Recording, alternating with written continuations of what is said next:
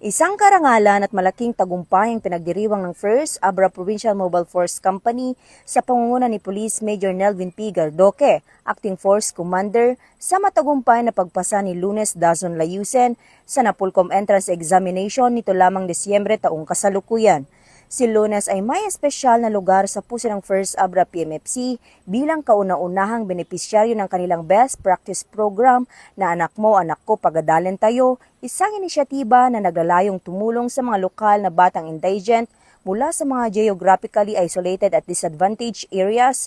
Sa pamamagitan ng programang ito, binigyan siya ng educational na suporta mula elementarya hanggang kolehiyo upang maiangat ang kalidad ng buhay ng kanyang pamilya. Ang tagumpay ni Lunes ay patunay ng kanyang sipag, tiyaga at dedikasyon at simbolo rin ng positibong bunga ng pagtutulungan ng komunidad at ng PMFC family.